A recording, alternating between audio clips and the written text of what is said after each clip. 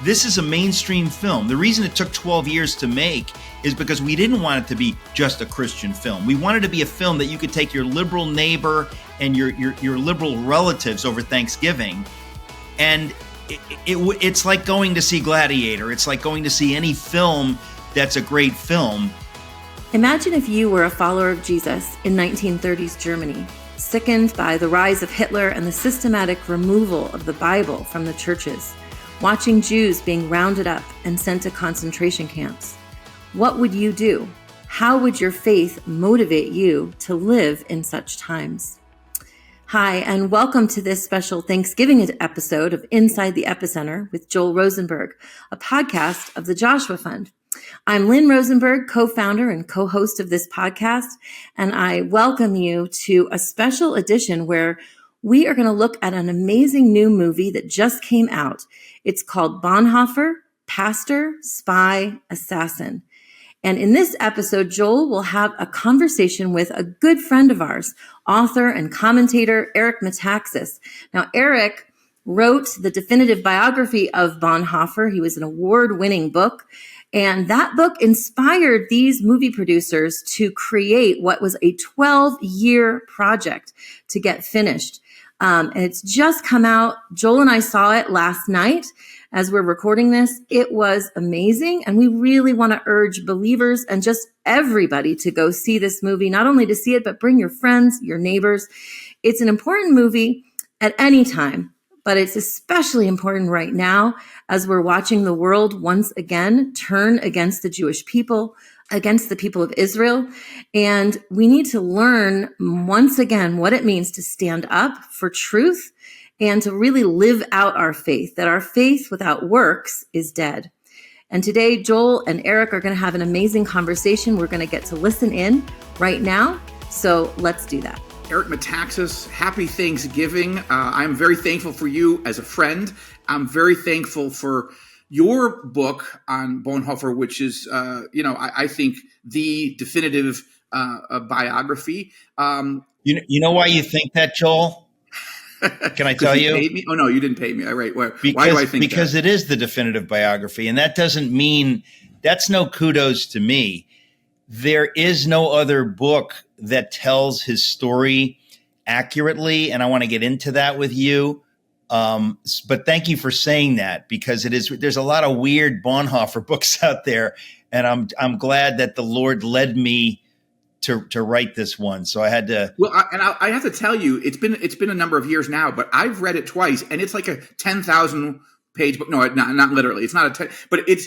If it wasn't good, it would be a doorstop in our home, but it is incredibly good.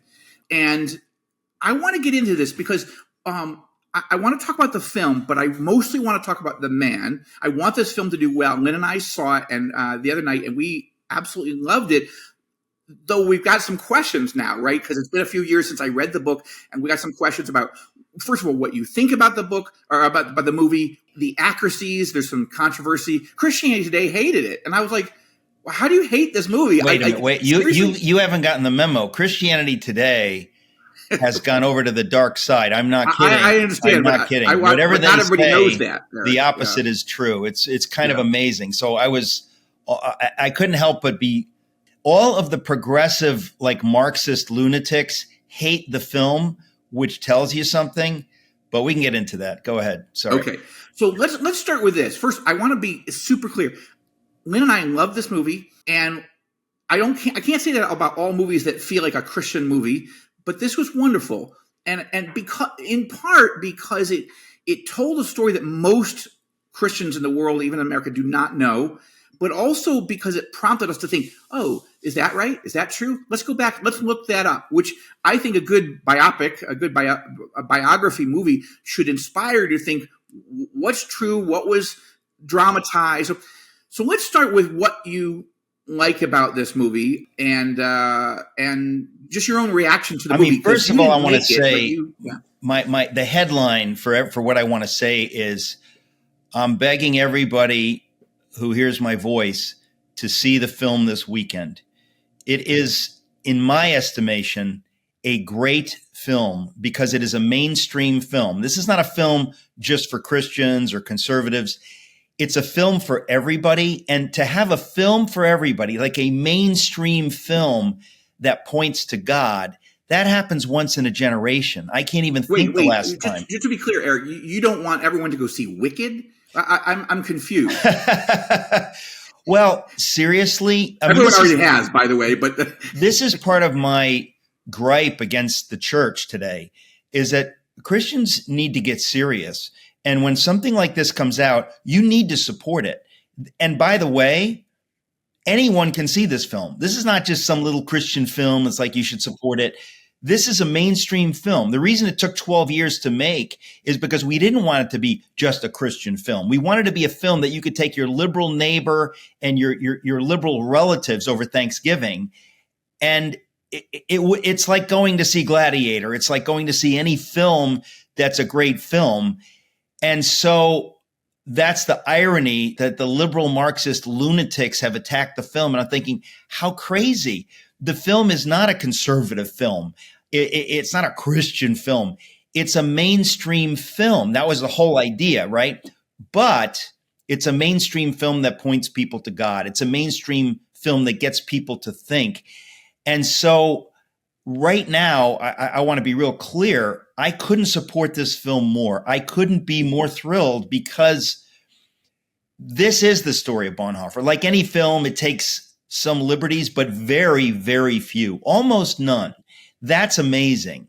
It's not officially based on my book, but as the author of what you call the definitive book on Bonhoeffer, I'm here to say it is absolutely accurate. And nobody can really quibble about that. They'll try, but I want to be very clear that this film is unlike anything that we've seen in decades. A mainstream film that you can bring, as I said, your liberal neighbor, your liberal relatives, people that have no politics, and you just say you want to see an amazing film that you don't even have to talk about God. The film talks about God, but in a way that's for everybody. And that to me is so rare, and it's why the film is such a triumph. So I'll leave it there for now. I love that. Well, so one of the things, so you may know this, or you may not. I don't know. I actually went to film school. My undergraduate degree is in filmmaking, and I immediately decided after coming out of film school, I don't want to make Christian movies. Again, I'm not against them. I want to be super clear. God has used a lot of movies made by Christians for Christians to inspire, to encourage, to comfort. All good, but I want to write political thrillers or nonfiction books or make movies that can compete and stand up against anything else that's out there. And people will go, oh, well, it was a nice faith-based film per se. One of the things that I loved about this movie is that it didn't do what a movie, let's say, like a Walk the Line did. Now, when you tell the story of Johnny Cash, it's really a near criminal offense when you get rid of the redemption of Cash because he became a follower of Jesus Christ, that his reconciliation with his family, when the marriage to June Carter, to getting off of alcohol and drugs, you can't explain that just because he fell in love with June Carter. Like, that's a wonderful love story. But if it was going to work, it would have worked earlier in his life, because they literally cut out his entire faith story. I'm 1,000% on the same page as you are. That's the point. When I saw Walk the Line, I thought, it's a lie. It's a great film, but it's lying about the central fact of his life. Jesus comes into his life. Everything changes. They bleached that out of his story. That's a crime that they did that. That's why this is a great film, because it is as mainstream as Walk the Line. Now, it doesn't have actors like, Reese Witherspoon and Joaquin Phoenix or whatever. Phoenix, yeah. But the actors are a very big deal in Europe. These are big deal German actors. It's brilliantly acted. The cinematographer is one of the top cinematographers in Hollywood. The editor is Clint Eastwood's editor. The screenwriter is a screenwriter for Clint Eastwood. He wrote Sully. He directed the film. So it's a mainstream film that does not leave God out. That is huge. It's amazing. But I'm with you. I don't hate those Christian films. They're great in their own way. But this is a film, and this is, again, why it took so long, is because the filmmaker said, we don't want to make a film just for the converted. We want to make a film that you can drag your neighbor who is not on the same page as you are politically who is not on the same page as you are theologically, and just say, hey, it's a great film. And the film still points to God. That is so rare. And I want to tell people that Hollywood and the whole movie industry is kind of designed to push these films out, to weed them out. So that's why I want everyone to support it. It's in 2,000 theaters across America right now.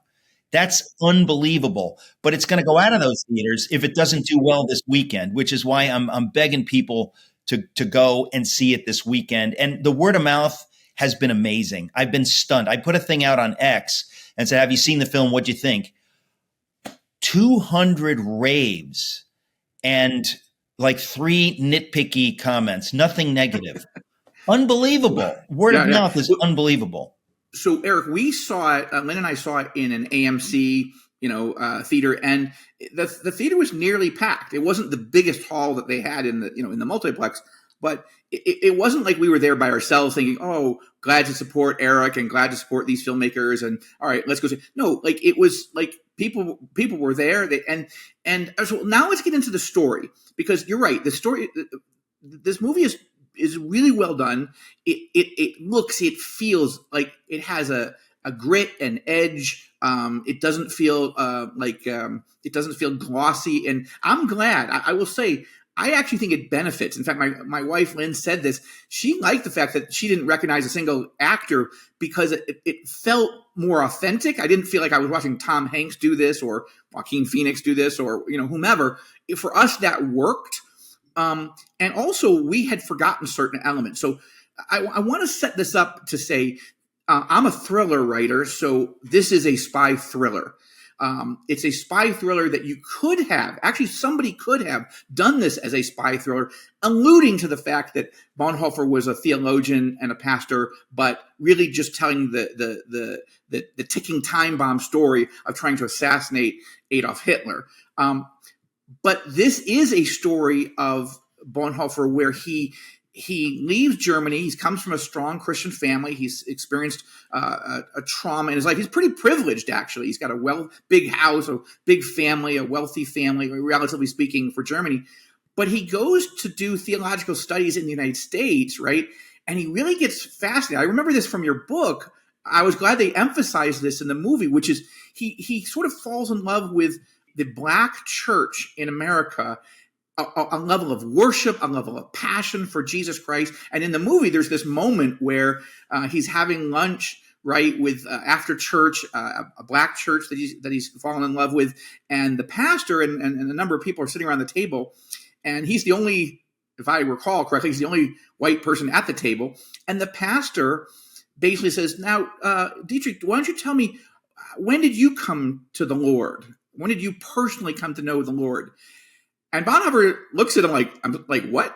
That question does not compute, right? And that becomes a really interesting moment where he's beginning to process the difference between religion, even good, strong, going to church, being in a Christian family, being raised with good theology, and a personal relationship with God. I've not seen that done well in too many mainstream movies that I want to recommend to other people. Well, that's true. Talk to me about that. There's never been a more evangelistic mainstream film. That's what's so amazing about it. And by the way, that's all true. Now, I'm not saying that exact scene happened. We don't know. But the reality is, and if you read my book, everybody sees it in my book. He goes to America. He sees the Black church in America. All the white churches, the Protestant white churches have all gone liberal. Right? There's no mega churches. There's no evangelical church. He's going to all these big churches in 1930 and 31. They're all theologically liberal. They stink. They don't speak to him. It's dead religion. He goes to the Black church in Harlem. For the first time ever, he sees people shouting, worshiping God. He says, this is beautiful. This is powerful. What is this? This is amazing. He changes. Now, he doesn't change theologically. He was a Christian, but his heart changes. This is all true. And this is the heart of the story in my book. So the fact that the film portrays this, that it was his time among the Black Christians in New York City that changed him. So he goes back to Germany. Now the Nazis are rising. He is a changed man. He has a personal relationship with God. It's all true. But it's not just that he's internalized his faith and learned how to be joyful about it, first of all. That's something I think is not necessarily classically German, to have joy welling up out of you, even as a follower of Christ. And things have changed, of course, but his experience was, you could be happy about being a follower of Jesus. You could be joyful. You could be passionate even about it. But also, how does that apply? Faith without works is dead. And he's processing their faith, their deep, profound, spirit-led faith in Jesus Christ is inspiring Black American Christians to stand up, or at least endure, a level of injustice that a Metaxas or a Rosenberg. Now, Rosenberg, we face other traumas in our life, but right now in America, being a white evangelical is not yet a crime, and we're not yet being beaten. But Black Christians, Black people in America, we're experiencing a level of hatred, which is also expressed in the film. So this also, I think, does a good job, the film, in capturing what you learned and wrote about. But he has to take that and apply it. It's not science to him. It's applied science. He has to go back to Germany and go, okay, how do I take what I learned about faith in action and apply it in a rapidly changing event? Even a country, it wasn't even a Hitler-driven country when he left. So he's re-entering a country that is his country, and he doesn't recognize it. Listen, this is what's so amazing to me about the film. It captures all of this stuff. Now, again, it's all in my book, but to get it on a film for everybody, not for Christians who already believe all this stuff, but for everybody to kind of point to say, this is what real faith looks like. There's going to be joy. There's going to be a personal relationship with God. And then there's going to be action. You don't just say, well, I'm saved by faith. I'm saved by all these intellectual ideas that I say, yes, yes, yes. No. You're now going to live out your faith. If you have faith, if you have a saving faith, you're going to live it out in every sphere. You're going to be obedient to God. You're going to take action, even if it is not in your best interest. In fact, especially if it's not in your best interest. Bonhoeffer does this. He sees the Black church in New York standing up against the lynchings in the South. He says, look, they're living out their faith. They're not just having this relationship with Jesus in church and saying, oh, isn't it wonderful to have a relationship with Jesus? That leads them to live out their faith beyond the walls of the church, beyond the walls of Sunday morning. Bonhoeffer sees that is real faith in Jesus, not just saying, oh, I'm a Christian, I believe in this and this and this and this. Good for you. Now live it out. He goes back to Germany. The Nazis have now... Hold that thought. Yeah. Hold that thought. We need to go to the break. When we come back, then we're going to take this, and Eric, I'm going to ask you to take us into pre-World War II and then in World War II Germany as Dietrich Bonhoeffer, as a devout and now increasingly passionate follower of Jesus Christ, is trying to live out his faith amidst hell descending upon the world. We'll be back with the Inside the Epicenter podcast right after these commercial breaks. Don't go away. We'll get right back to Eric and Joel talking about this new movie that you really must see called Bonhoeffer.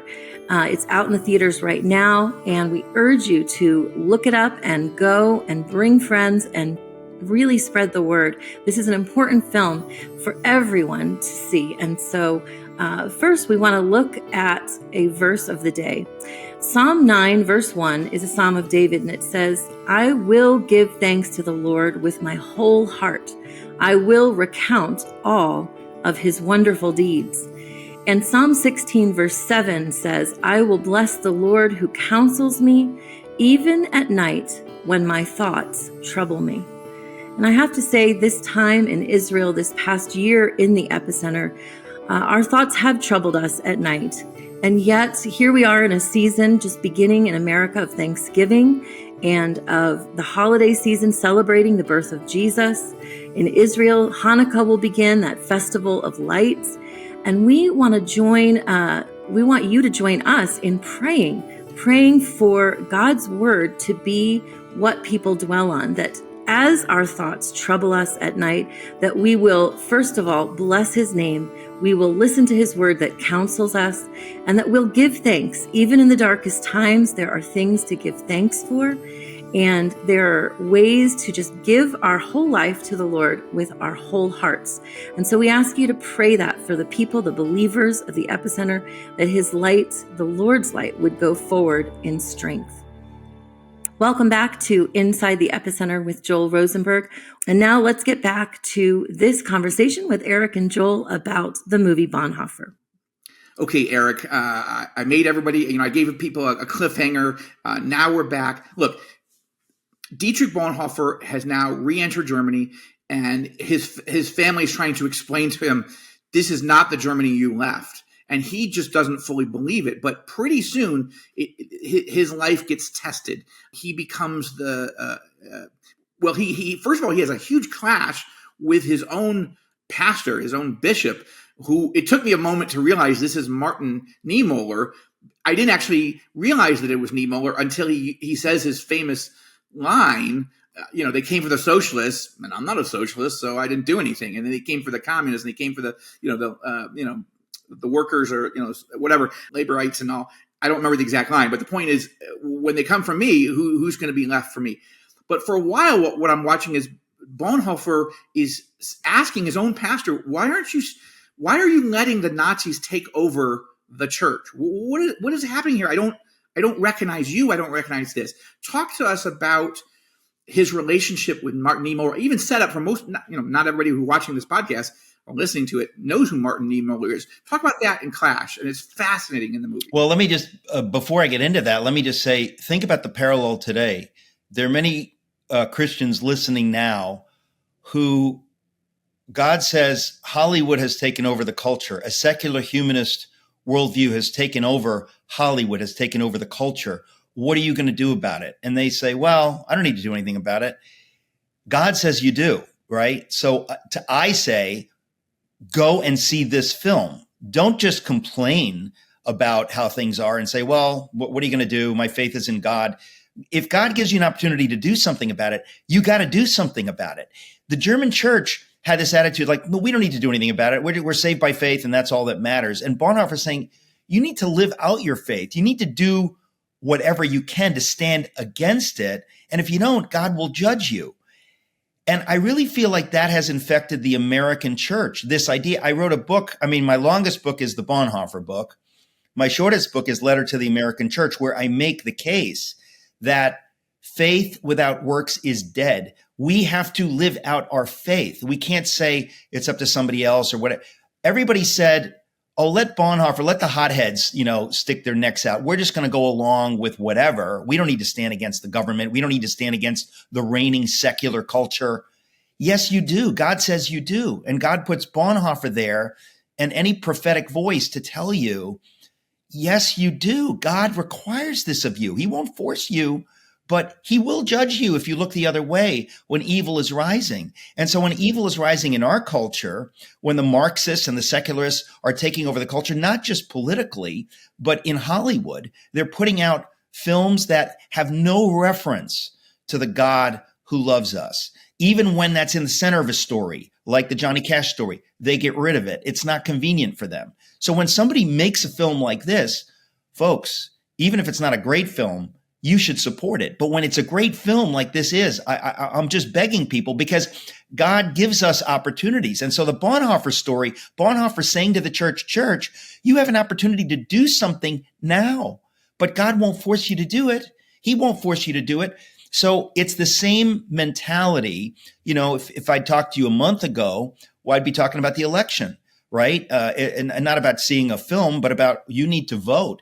There are many Christians that kind of act like the German church acted at that time. They have some religious idea that their actions don't matter, that God's on his throne. God's on his throne when they're marching Jews to the gas chambers. God's on his throne.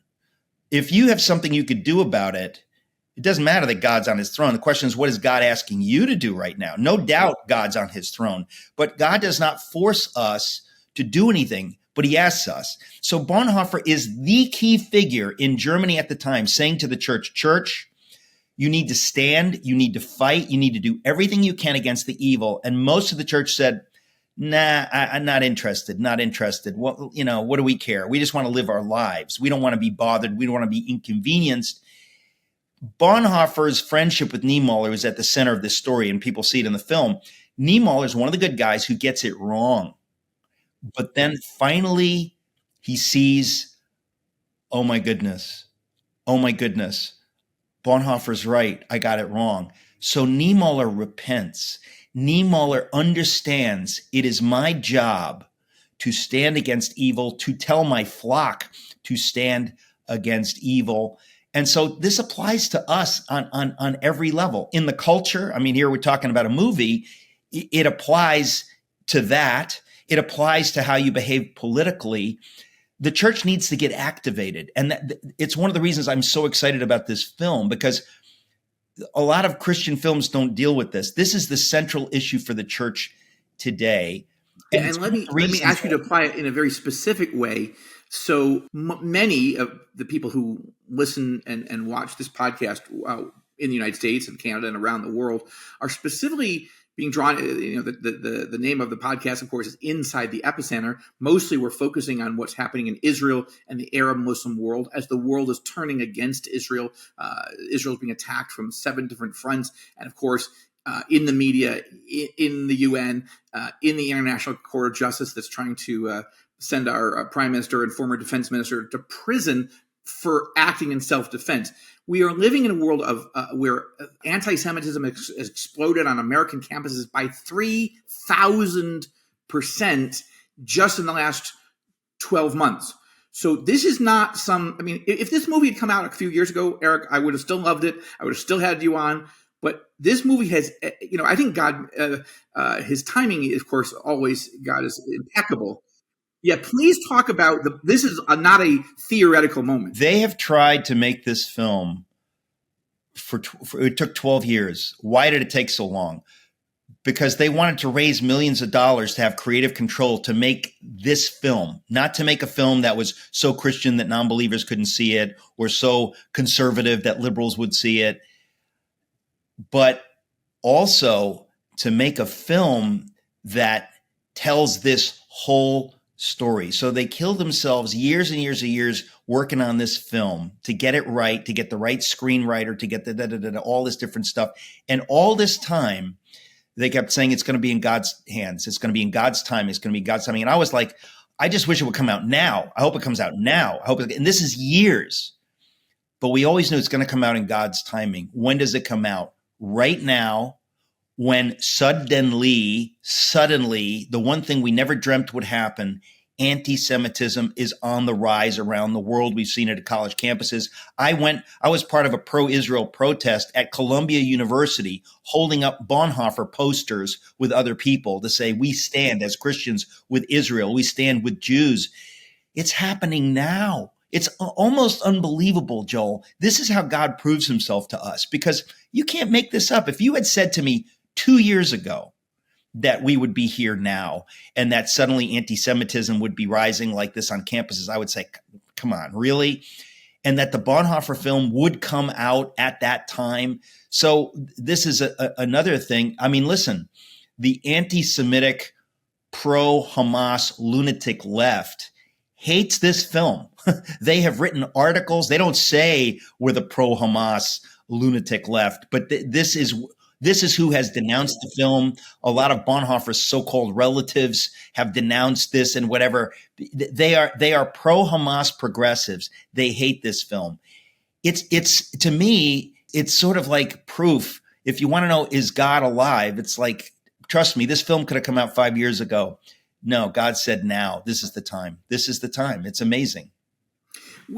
Talk about particular thing that, again, forgive me for not remembering the specifics in your book, but as we were driving home last night, I said to Lynn, my recollection of your book was that not only was Bonhoeffer getting pushback from fellow pastors and clergymen throughout Germany about taking a stand against what is so brilliantly and chillingly depicted in the book, that, the Nazis were literally taking over the churches, taking down the cross and putting up the broken cross, right? The swastika, removing the Holy Bible and putting Mein Kampf in the pulpit, writing sermons that you had to read. And pastors were just saying, okay.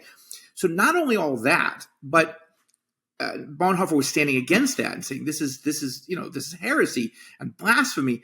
But in addition, he said, we need to stand with the Jews. And there's a scene in the film when he's talking to British pastors trying to mobilize them, and they're not having any of it at first. But what I recall in your book is some people were saying, okay, I agree with you that we should stand for Christ and the scriptures in our churches, but why do we have to stand for the Jews? Why do we have to, what does that have to do? Most Jews don't believe in Jesus. What are we doing to defending them? Why are you adding that into this? Would you talk about that? Because some Christians, even today, are struggling with, why should, most Jews don't believe in Jesus. So why am I putting my neck out for them? Yeah, and that's what's one of the most amazing things about this movie, is that it deals with that issue. And of course, in my Bonhoeffer book, I give chapter and verse in my Bonhoeffer book on what exactly Bonhoeffer said about this.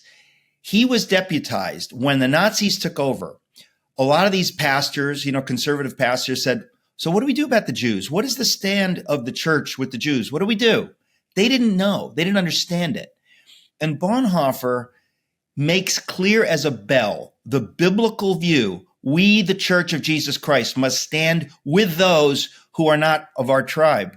We must stand with the Jews. God requires this of us. Now, most of us know, I wrote a book about William Wilberforce, Amazing Grace. What does Wilberforce do? Does he say, all these African slaves, they're obviously not Christians. They're coming over from Africa. They haven't even heard of Jesus.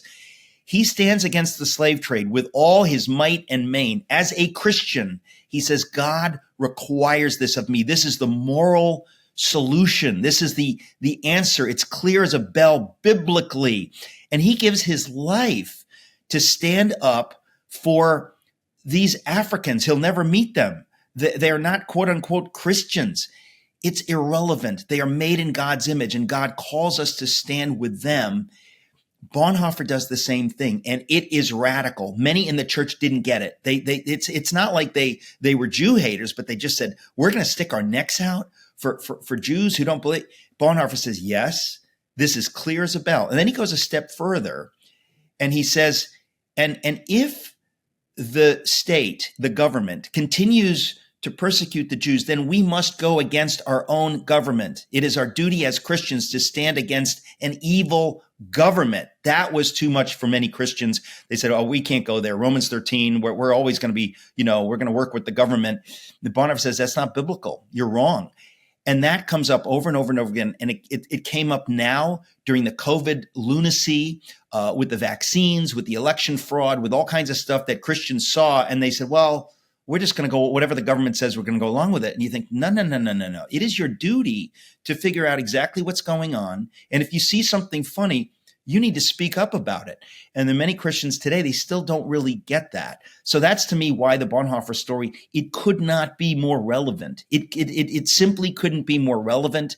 I wrote my book, Letter to the American Church, 2 years ago. This is happening now. It's been happening in our time. So that's one other reason why the story of Bonhoeffer, it's a story for us today. And I know, Joel, the Lord called me to write this book in my mother's womb, to write this book for such a time as this. The Bonhoeffer story is not just a historical story about a great Christian, because there are many of those, but it's a story that speaks to us now, that speaks to us today. And the film is an on-ramp for people. It's just like, yeah, hey, it's a great film, but it speaks to all these issues and it gets us thinking about these issues. Absolutely. Eric, thank you, because someone could say, well, that's feels like ancient history, Bonhoeffer. I mean, that's a good story, but that's like, 80 years ago. And why do we, and why should I write such a long book? And why should I tell the whole story? Well, we say, well, if we have impact on one person, well, obviously the people that made this film were inspired by that book and said, okay, not everybody's going to read, a 600-page book, but the essence of the story is so important. Let's go make a very compelling 2-hour film.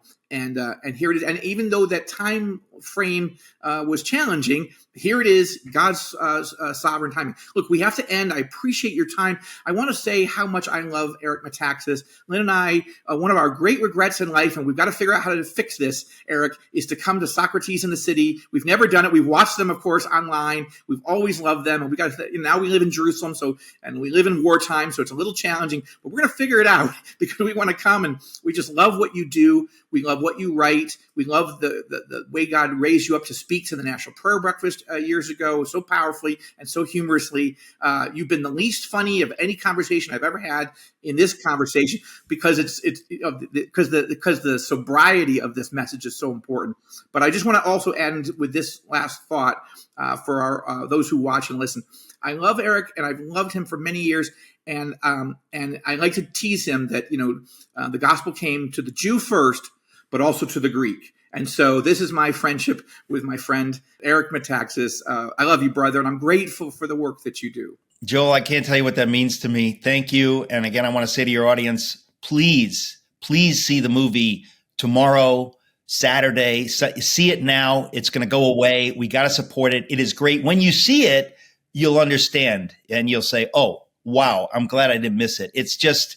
And the Lauren Daigle song, we didn't even bring that up. Oh my gosh. Amazing. That's another conversation. Thank you for everything you say. Thank you for getting the word out. I appreciate it. You're welcome. And my friends, don't just see it with your wife or your friend.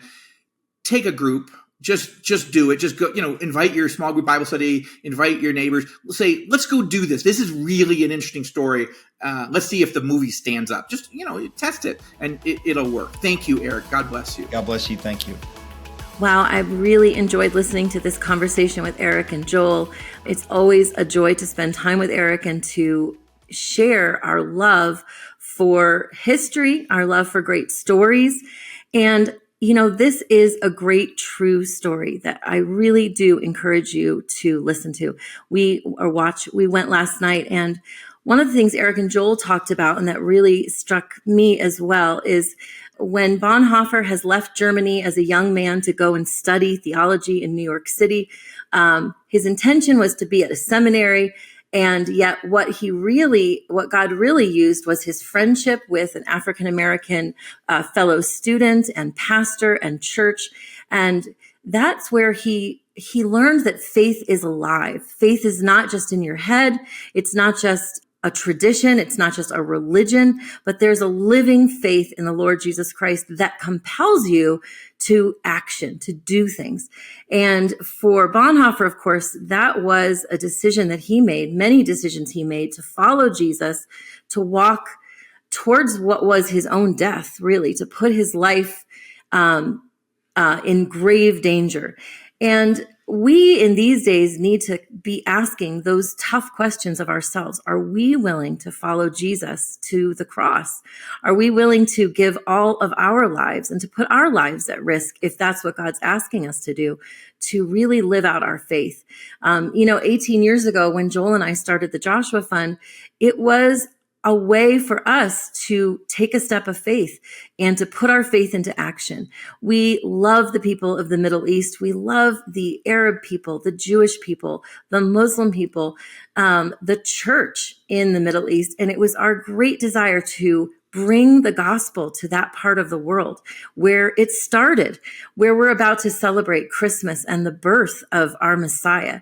And that birth changed the world. And we need to continue to bring the light of Jesus back to the place where it all began. And the Joshua Fund does that in so many different ways, standing with the church, strengthening the church, and working through the church to bring both practical help with your humanitarian work, standing with people in this times of great danger and war on all sides of the borders, bringing hope, bringing a message of love that people are not forgotten. And so we're so grateful for this podcast team that helps us put together what's so important to us, this message that we as the church need to know what God's doing in the Middle East and how we can stand with people, the church in the epicenter. So I'm really grateful for this opportunity that God's given us to talk with you and the people that are helping us put it together. Such an excellent team. I'm really grateful, honestly, for God's word. This year we have needed to hold on to the promises of God like never before. They really are the anchor for our soul. They're the only thing in the end that we can hold on to. The Lord himself and his word that never passes away. I'm grateful for people who are willing to stand with God's people, with God's word, and to live that out. And I think that's what we've been talking about in this podcast as we reflect on, the great saints that have gone before us, the cloud of witnesses that we are compelled to follow. I love that song by Sarah Groves, when the saints go marching in. I know that's not her song, but I love the modern version that she does. I want to be one of them. I want to be marching in and feeling that I lived my life for Christ. So I'm grateful that I live in a country here in America and in Israel where I have freedom. I live in 2 countries where I have freedom to live out my faith. And so I pray in this Thanksgiving season that you will reflect with your family, your friends, your church, all about God's goodness to us, no matter what, no matter how dark it gets, that he's with us. And so I pray that you will have a wonderful holiday season. We would ask you to also, as you're considering your year-end giving, that you would think of the Joshua Fund, that you would think of the people in Israel, in Lebanon, in Egypt, in Syria, in Jordan, and in Iraq, where we work. These are people that are living through dark times on every side. And so we do ask you to stand with us, to stand with them. They're our brothers and sisters, and they need our support in these times. And so the more that we can do to show the love of Jesus to them, the greater joy that we'll have as we celebrate 2024, God's faithfulness. So thank you. Thank you for listening to this episode. Thank you for listening to this podcast. I pray that if it's been an encouragement to you, if it's taught you things, that you'll share it with your friends. We really appreciate you listening, and we're praying for every blessing on your life. Shalom, and thanks again. Bye. I'm Joel Rosenberg. On your left, you'll find some videos we've chosen specifically for you. We look forward to partnering with you to bless Israel and her neighbors in the name of Jesus.